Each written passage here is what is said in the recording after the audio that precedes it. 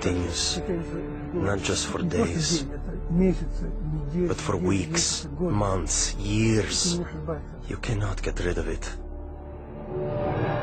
And the other continual feeling is the constant cold. Terrible cold.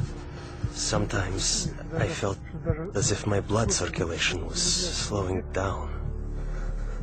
I was personally amazed at the power of endurance, because by all accounts, I should have become seriously ill and died a long time ago.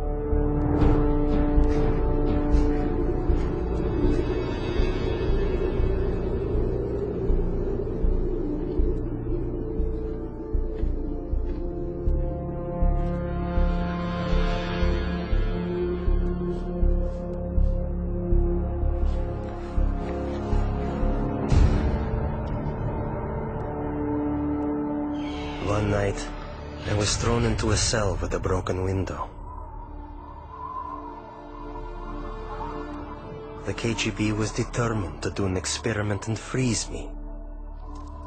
Later they would say he broke the window in his cell and died of cold. I felt despair. I thought to myself, has God really left me? Am I really forgotten and neglected? Have my years of suffering been in vain?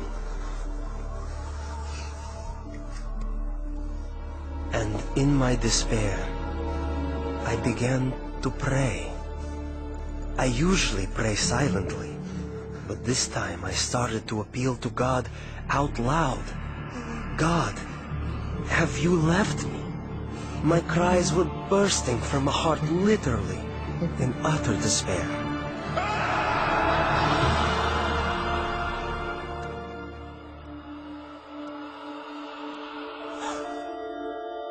One night I had a dream. In my dream, I was told to pray for Alexander. I had no idea who Alexander was. But I told my church, and we began to pray for him.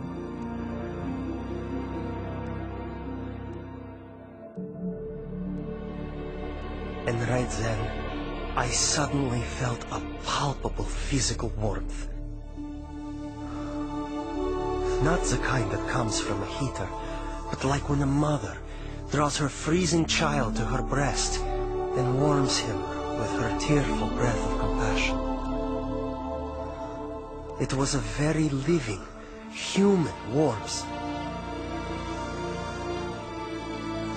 It penetrates you as if piercing you to the heart. And inside your heart, a spring opens up, out of which flows peace. A wonderful, magnificent, soothing peace.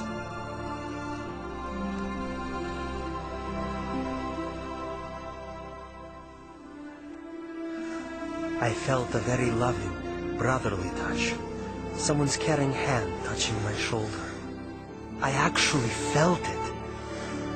And this gesture represented the words, "You are not alone. You are not abandoned. We are with you. We are sharing your suffering." This warmth was the energy God gave me to feel physically the heat of prayer with my own skin, my own being. As if the prayers converted the energy of love into the energy of warmth.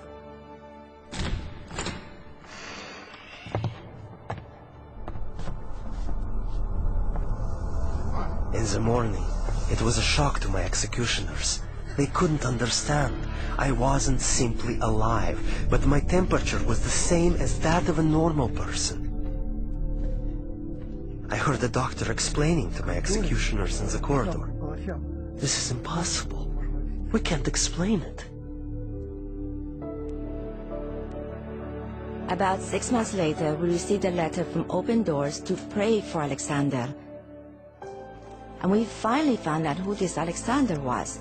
We had been praying for 6 months without knowing anything about him. Alexander had started a Christian movement that spread across the Soviet Union.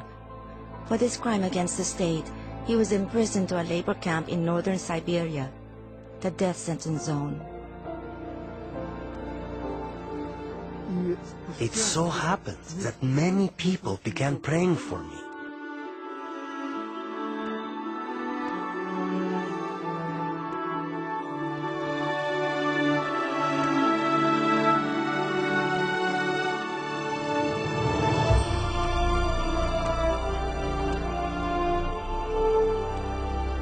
And that was exactly when they released me.